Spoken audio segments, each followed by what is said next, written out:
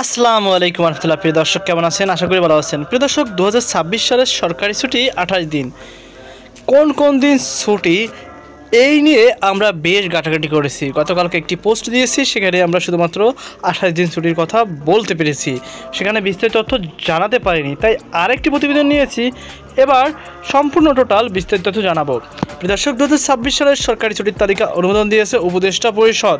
বৃহস্পতিবার 6 নভেম্বর দুপুরে উপদেষ্টা পরিষদের বৈঠক শেষে প্রধান উপদেষ্টা প্রেস সচিব শফিকুল আলম সংবাদ সম্মেলনে এই তথ্য নিশ্চিত করেন। প্রিয় দর্শক, প্রেস সচিব জানান, আগামী বছরের সরকারি ছুটির তালিকায় নির্বাহী আদেশে এবং সাধারণ ছুটি সহ মোট 28 দিন অন্তর্ভুক্ত রয়েছে। এর মধ্যে 9 দিন শুক্রবার ও শনিবার পড়ায় মূল ছুটি হবে 17 দিন। এখন প্রিয় দর্শক, অনেকে একদম কমেন্ট করেছিল আমাকে 9 আর 17 যোগ করলে হয় 26 দিন, তো বাকি দুদিন কি? এটাও আপনাদেরকে আসলে পরবর্তীতে আমি বুঝিয়ে দেব ভিডিওর শেষে। গত বছর 2025 সালের সরকারি ছুটির মোট ছিল 26 দিন, যার মধ্যে শুক্র ও শনিবার ছুটি বাদ দিলে মূল ছুটি ছিল 15 দিন। এভাবে 2026 সালেও ছুটির সংখ্যা 2 দিন বেড়েছে। ছুটির তালিকায় ধর্মীয় ও জাতীয় উৎসব সহ সরকারি কাজে প্রয়োজনীয় সব দিন অন্তর্ভুক্ত করা হয়েছে, যা সরকারি কর্মকর্তা, কর্মচারী এবং শিক্ষার্থীদের জন্য পরিকল্পনা সুবিধা হিসাবে কাজ করবে।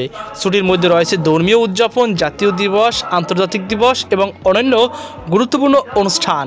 ধর্মীয় ছুটি ঈদুল ফিতর, ঈদুল আজহা, শবে বারাত ও আশুরা, ঈদে মিলাদুন্নবী ইত্যাদি। জাতীয় দিবস, শহীদ দিবস, আন্তর্জাতিক মাতৃভাষা দিবস 21শে ফেব্রুয়ারি, স্বাধীনতা দিবস 26শে মার্চ, বিজয় দিবস 16 ডিসেম্বর ইত্যাদি। সাপ্তাহিক ছুটি, কিছু ছুটি সপ্তাহের শেষে বা শুরুতে পড়ায় দীর্ঘ উইকেন্ডের সুযোগ রয়েছে। উদাহরণ, বড়দিন 25 ডিসেম্বর শুক্রবার।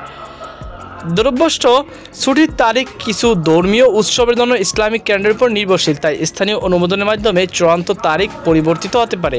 ধর্মীয় ছুটির গুরুত্ব, ঈদুল ফিতর ও ঈদুল আজহা ধর্মীয় উৎসব হিসাবে পরিবারের সঙ্গে সময় কাটানো ও সামাজিক সম্পর্ক দৃঢ় করার সময়। শবে বারাত ও আশুরা ধর্মীয় প্রতিফলন এবং আত্মশুদ্ধির জন্য গুরুত্বপূর্ণ। ঈদে মিলাদুন্নবী মহানবী হযরত মুহাম্মদ সাল্লাল্লাহু আলাইহি ওয়াসাল্লাম এর জন্মদিন। জাতীয় দিবসের প্রভাব, শহীদ দিবস ও আন্তর্জাতিক মাতৃভাষা দিবস বাংলাদেশের ইতিহাস এবং ভাষা আন্দোলনের স্মরণ। স্বাধীনতা দিবস ও বিজয় দিবস দেশের ইতিহাস ও মুক্তিযুদ্ধের স্মরণে উদযাপিত। 2026 সালের ক্যালেন্ডারে নাগরিকদের জন্য সময় ব্যবস্থাপনা সহজ করবে। সরকারি ও ছুটি, ধর্মীয় ছুটি, জাতীয় দিবস এবং সাপ্তাহিক ছুটি পরিকল্পনার মাধ্যমে ব্যক্তিগত ও সামাজিক জীবন ভারসাম্য আনবে। এটি শিক্ষার্থী ও কর্মজীবী এবং ব্যবসায়ীদের জন্য বিশেষ সহায়ক হবে। তো প্রিয় দর্শক, এই 2 দিন যে মিস্টেক হয়েছে, এই 2 দিনটি কী আসলে? প্রিয় দর্শক, এই 2 দিনটি এখন পর্যন্ত স্পষ্টভাবে বলা যাচ্ছে না, তবে অনুমান করা হচ্ছে যে ধর্মীয় ছুটির মধ্যে কিছুটা একটু হয়তো শুক্রবারও পড়তে পারে বা শনিবার পড়তে পারে বা সাধারণ ছুটি হিসেবে পড়তে পারে। এই কারণে আসলে এটি আসলে উজ্জ্বল রাখা হয়েছে, অর্থাৎ শুক্রবার বা শনিবার বা এমনি মূল ছুটিতেও পড়তে পারে। এটা আসলে যখন প্রজ্ঞাপন দেওয়া হবে তখন আমরা আসলে বিস্তারিত তথ্য আপনাদেরকে বলতে পারবো। তাই অবশ্যই আপনাকে প্রজ্ঞাপন পর্যন্ত অপেক্ষা করতে হবে।